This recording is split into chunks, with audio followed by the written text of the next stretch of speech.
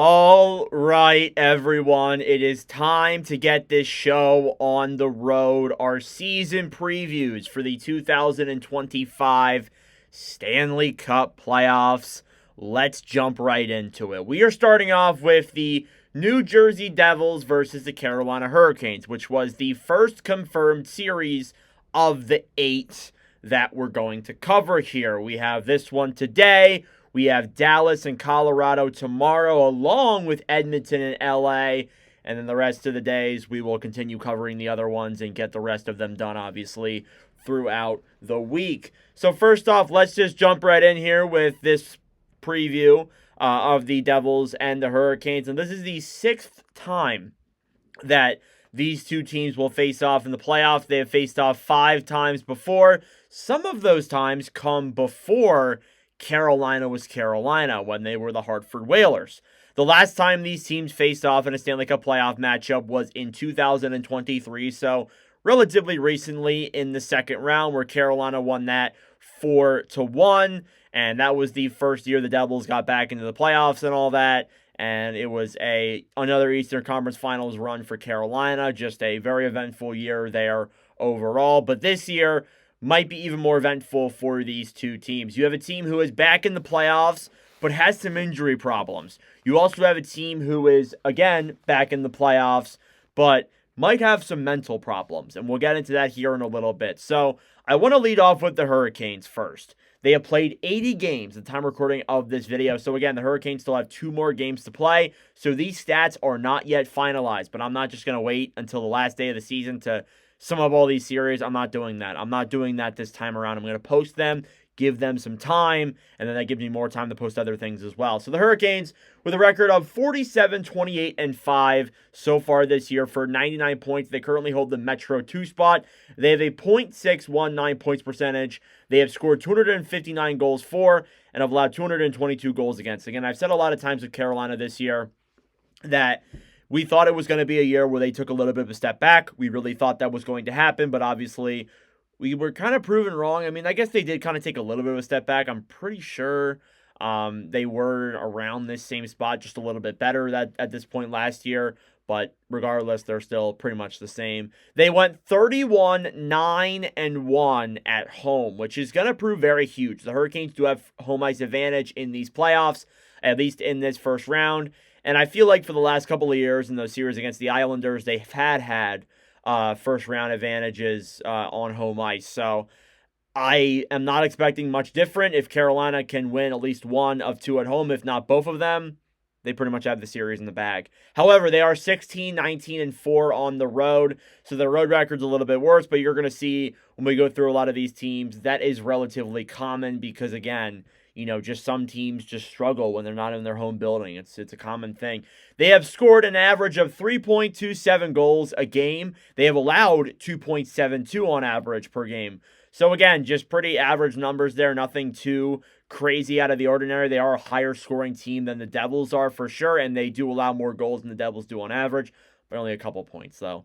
Their power play is not that strong, honestly. 18.5. And is ranked 25th in the league, which is the lower end of the NHL, which is kind of weird. You would think that with a team as good as it is, it'd be better. Now, I will say, in the second half of the season, their power play has gotten exponentially better, but in the first half, it definitely wasn't that great. Their penalty kill, however, is one of the best. And that's a pattern that I've noticed. When your power play is bad, your PK is usually good, unless if you're really bad. They have an 83.9 PK percentage, which is ranked first in the NHL. So they have the best penalty kill. And I think for a team like the Devils, who are pretty good on the power play, it could bode for something very interesting there in terms of that.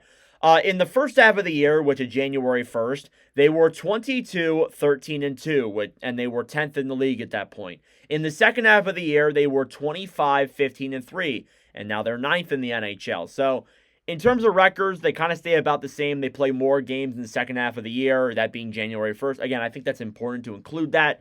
And I think overall, just it shows that with Carolina. They definitely have been better in the second half, but they've also played more games. Now, the Devils, on the other hand, who missed the playoffs last year, had a really rough year. They went 41, 32, and 7 with 2 games left on the year for 89 points, so they can max out at like 93 points, I'm pretty sure, and they are locked in that Metro 3 spot. They have a .556 points percentage. They have scored 235 goals, allowed 213, and again, this is another year where the Devils, they bounced back from where they were last year with, a pretty bad season in terms of injuries, defense, goaltending. Again, we said, and I'm going to bring this up later on, if they get even slightly better goaltending than they had last year, they would have made the playoffs. And they got slightly better goaltending than they did last year. In fact, more than slightly. And boom, they're back in the playoffs. They have a 19, 16, and 5 record at home, which is still pretty good. They're a good team at home. They are 22, 16, and 2 on the road, which is kind of the same when you look at it, just a couple more overtime wins there, or regulation wins, I guess. But still, they're good on both ends of that. They're not struggling on the road like Carolina may be. They have scored 2.95 goals per game on average, and they've allowed 2.66. So again, their numbers are lower than Carolina's. One of them is for good reason, one of them is for bad reason. So just not ideal there. Again, Carolina's going to score more goals. They have a lot of offensively talented players, especially with the players that the Devils are missing. It's not boding well. They have a 27.5 power play percentage, which is ranked 3rd. So we're getting a top 3 power play, which is something Carolina does not have. And they have an 81.9 PK percentage, which is ranked 4th. So they have a top 5 penalty kill there as well. So they are very good in the special teams. That is a big thing with New Jersey. Carolina is still good with their PK, but they're not that great on the power play in terms of their just percentage. But again, sometimes these regular season numbers, they don't mean a ton in the playoffs because, the Oilers really struggled last year in the regular season on the PK, and they went on an unbelievable run in the playoffs, not allowing a single power play goal. So, again, it varies between the regular season and the playoffs. Now, again, one thing that I do think is important is the first half and second half of the year, as I said, with Carolina. With the Devils, it's way more important. In the first half, they went 24, 14, and 3, and they were ranked 4th in the NHL at the new year. They are 17, 18, and 4 ever since, and they are now 16th. They were 4th in the league at January 1st, and now, a little bit over 3 months later, they're 16th. So they are one of the worser teams in the playoffs, and the only reason why, again, they're in this spot is because the Metro's just been so weak. You have the Blue Jackets, who were there for a little bit but started falling out of the race. You have the Rangers, who have just been a disaster since November. Every other team below them is not good. And again, these are the only top 3, these 2 teams in the Capitals, that have actually been pretty good this year. And the Devils, you could argue, are kind of a tier below Carolina and Washington because they've been below 500. Now, again, there's still 2 games left. They can get above 500 if they win out, but it's still something you got to look at. When teams are hotter in the second half, they tend to go further in the playoffs. It's been shown. When teams are slower in the second half, they may go out early. But again, it's the playoffs. Anything can happen. I would not be shocked to the slightest if New Jersey beats Carolina. I just would not be. Now, you look at the scores for each team. I'm going to start here with the Devils first because I think there's something that's very important that some people may forget. Jack Hughes will not play in this series. He will not play in this playoffs if the Devils beat the Hurricanes and move on. He is done. He is out for the regular season, which is a massive blow to Carolina. It is a detrimental loss that cannot be described in any way, shape, or form. Now, a positive that we heard over this last week is Dougie Hamilton might be back. He's looking like he should be good for the first game of the playoffs, which was something that wasn't exactly concrete when he was found out that he was injured. And now that we're seeing that he probably is going to be back for playoffs, it's a good sign. It's a good news there for the Devils for sure. Now, actually getting into the leading scores, Jesper Bratt, 21 goals, 67 assists for 88 points this year with New Jersey, has been a very talented player, has just been passing machine. We know what he can be. I think he's still pretty underrated in terms of just his overall recognition around the NHL. Nico Hischier, 35 goals, 32 assists for 67 points. Notice how I just took out Jack Hughes because, again, his stats don't matter. He's not playing. But Hischier, 35 goals this year, has kind of lit it up, been a good two-way player on that Devils team, good captain since he's been named that. Again, he's just always been a solid player. Timo Meier, 25 goals, 25 assists, 50 points. I would like more with the way he's being paid, but again, he's shown that in the latter half of the year, and especially in the playoffs at points, he can be pretty decent. So I'm looking forward to seeing what he's going to be able to do against a team like the Hurricanes. Luke Hughes, who as far as I know is playing, 7 goals, 35 assists, 42 points. Luke Hughes has been very talented. We know what he can be. He may not be as good as we kind of projected him to be when he was drafted, but he's still going to be a very good defenseman.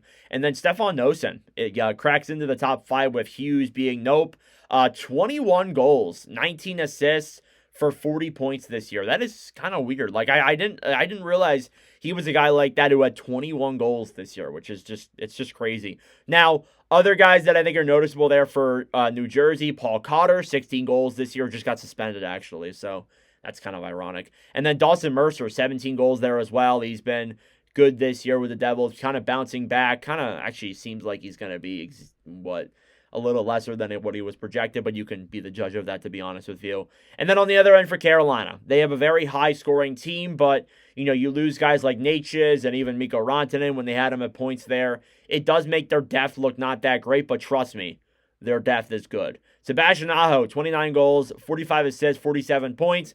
Aho, I think, again, 74 points, not 47 points. Aho has been phenomenal with the Hurricanes. Again, he's been there for such a long time. He's going to be a 30-goal scorer. We know what Aho can do. And I feel like this year, in a year where Carolina has had their struggles, I think he's kind of ran away in scoring. Seth Jarvis, though, not terribly far behind him. 32 goals, 35 assists for 67 points. I think that Jarvis has been a very good player. Just this year, just the breakout he's had. He's one of the best players from that draft class when he was drafted. Andrei Svechnikov, 19 goals, 27 assists for 46 points there as well. I love Svech. He's been just so good since he's come over to the NHL. Again, he's had his struggles, though. This year, he's missed some time with injuries, so I'm not holding my breath there just yet, but Svech, still a very good player. Shane Gostisbehere, 4th in scoring, and this surprised me a little bit. I guess when you look at the Hurricanes, they lose a lot of their guys, it automatically moves Gostisbehere into their top 5. But this year, 7 goals, 37 assists for 44 points. He is their power play quarterback, essentially, on that back end for that blue line. So, very talented player there back with Gostisbehere, and just been phenomenal how he's been with Carolina. Honestly, even playing like third pairing minutes. Like, he's not playing a ton. He's playing a little less than a defenseman who is 4th in scoring would be, which is just crazy. But I will say, a lot of the points he has is on the power play. And then Taylor Hall, 5th in scoring, 17 goals, 22 assists, 39 points. A little bit of an asterisk there. Not all of his numbers with the Hurricanes are there. Again, some of those saves and things like that were with the Blackhawks. So again, you got to keep that in mind there with Hall. But overall, one of the biggest things that I'm looking at, though, is Alexander Nikishin, who just came over from the KHL, is likely going to play in the playoffs, slotting in there in what is already an insanely stacked blue line. We talked about that on the MVP and how it was just insanely stacked, and you're adding Nikishin into what is already a really good blue line, and I just don't know where he fits. He's likely going to be, he could be their number 1 defender when he comes over. When he's fully to his potential, he could be like a number 1 defenseman. As well as that, too, I think he can already come in and log up and say nice time. I really do believe that's something that he can do for sure. Logan Stankoven as well, 6th in rookie scoring, came in during the Rantanen trade for the second time, not the first time. But yeah, Stankoven's been very good. Another guy who I think has really been underrated since he's come over or been in the NHL is Jackson Blake. 17 goals this year, 10th in rookie scoring. Not scoring a lot of points in particular, but he can get you some goals. And I think Blake has become a really good secondary scorer there for Carolina. And then Jack Roslovic has 21 goals. Who would have thought that? Which is very interesting there when you look at the Hurricanes and their depth scoring. Now, the goaltending for both ends. We'll go back to the Devils. Markstrom, 26, 16, and 6 with a 2.50 and a .900. Now, again, remember when I said earlier that if the Devils got slightly better goaltending than they did last year, they would make the playoffs. This is the example of that. Markstrom hasn't been amazing this year. He hasn't been incredible. He's actually had some pretty good games for the Devils. But again, I don't think he's been like a Vasilevsky or Hellebuck level, but he's been good enough. And again, sometimes that's what a team needs. and they get that slightly better goaltending here and a .900, and boom, they're in a playoff spot. They're not like firmly in one. They're not like, miles ahead of every other team, but they're still in a playoff spot, and I think that counts for something. They're back up to Jake Allen, 12, 16-1, a 2.61 and a .911. Again, Allen may not play, but it is worth mentioning. Again, if there's an injury that does end up happening, which is very possible, with Markstrom especially being injured earlier in the year, I'm not saying that it will happen, but it could happen. I think that it's definitely worth mentioning him. And then on the other end, Pyotr Kochetkov, 27, 15, and 3 with a 2.59 and a .898. He's played most of the games this year with the Hurricanes. I think his numbers definitely do kind of deceive it a little bit. I think he's definitely been better than what his numbers show. But again, you guys can be the judge of that as well. I'm not saying that that's 100%, in certain. But I think the guy who might even be the starter is Frederik Andersen. 13, 7-1, a 2.29 and a .907. Just, the problem is with him, he can't stay healthy. When he is healthy, he is just phenomenal. And we've seen it this year. Like, he'll have games where he just backstops the Hurricanes to wins. It's simply unreal what Andersen can do. And I think he probably is the starter over Kochetkov, but I've been wrong before. Who the hell knows at this point? So yeah, this is going to be a very entertaining first round series. I think a lot of people overlook this one just in terms of the fact that, it's a Metro matchup. It's two red teams, funny enough. And both these teams, especially the Devils, like, people aren't favoring to win the Cup, which I think is a little bit unfair. I think Carolina, first off, can win the Cup. The Devils, I'm not 100% sure just because of Hughes. I don't know if they can do it. If they had Hughes, it maybe be a different story, but I really don't know. My prediction for this, I still think Carolina wins it, but I think it's going to be in probably 6 or 7 games. I don't think it's going to be as light as everybody's saying it's going to be. The Hurricanes are going to sweep them. I've been wrong before, but I just can't see it, if I'm being completely honest with you guys.